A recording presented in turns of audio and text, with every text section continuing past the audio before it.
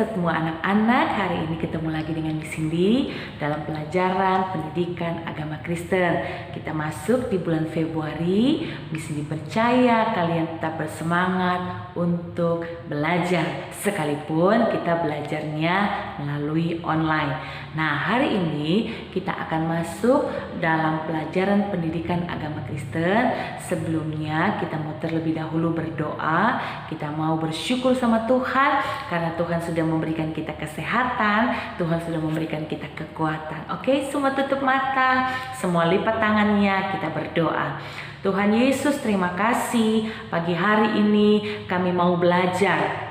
Tuhan tolong, Tuhan campur tangan supaya kami bisa mengerti, kami bisa memahami, dan terlebih sebagai anak-anak Tuhan, kami mau melakukan apa yang Tuhan perintahkan dalam hidup kami supaya kami menjadi anak-anak yang menuruti dan mengasihi Tuhan. Terima kasih Tuhan, kami siap untuk belajar hari ini. Berkati kami, berikan kepintaran bagi kami. Dalam nama Yesus kami berdoa, haleluya, amin. Hari ini kita masih belajar tentang Roh Kudus.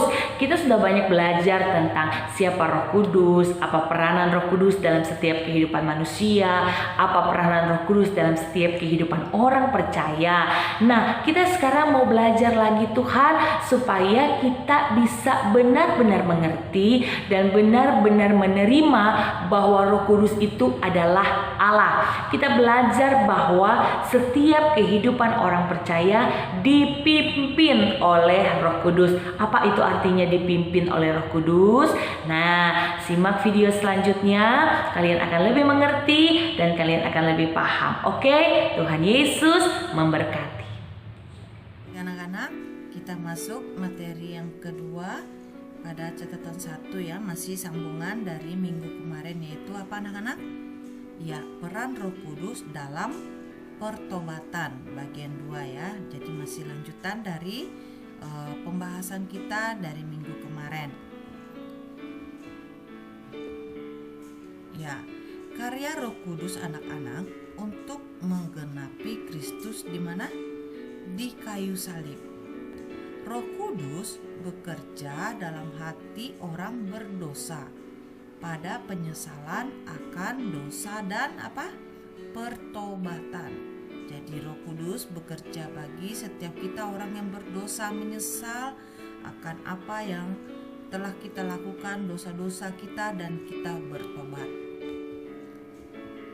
Keselamatan hanya akan terjadi melalui kehadiran dan karya Roh Kudus anak-anak ketika Injil diberitakan dan ketika seorang mendengar apa? Firman Tuhan ya. Roh Kudus membukakan pengertian dan memberi kesadaran tentang dosa dalam diri seseorang. Jadi Roh Kudus selain membukakan pengertian, memberikan kesadaran, memberitahukan kepada kita tentang dosa apa yang pernah kita lakukan anak-anak. Roh Kudus menumbuhkan kesadaran akan perlunya pengampunan dari Allah di dalam Yesus Kristus. Jadi kita minta pengampunan dari Tuhan di dalam Yesus Kristus, di dalam lewat doa kita, Tuhan ampuni saya, Tuhan pulihkan saya. Nah, kita minta Roh Kudus untuk menumbuhkan kesadaran tersebut. Roh Kudus akan bekerja dalam diri seseorang menurut waktunya Allah. Bukan waktu kita, tapi waktunya Allah. Yang Allah inginkan agar orang itu bertobat dan diselamatkan. Ya. Nah, di sini ada beberapa peran Roh Kudus dalam pertobatan anak-anak. Kita bahas yang pertama, perannya yaitu menginsafkan manusia akan dosa dan hukumannya. Peran kedua Roh Kudus dalam pertobatan yaitu menuntun orang berdosa untuk menyesali apa anak-anak? Dosanya. Itu peran Roh Kudus yang kedua. Lanjut lagi, peran Roh Kudus dalam pertobatan yang ketiga, yaitu menumbuhkan kesadaran bahwa manusia membutuhkan pengampunan. Dan peran Roh Kudus dalam pertobatan yang terakhir, membimbing manusia untuk mengakui dosa-dosa dan menyerahkan diri kepada Tuhan.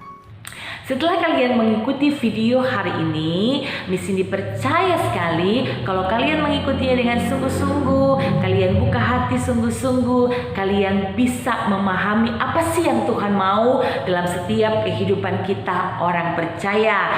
Nah, anak-anak, hari ini setelah Miss Cindy memberikan video kepada kalian, Miss Cindy akan memberikan tugas kepada kalian.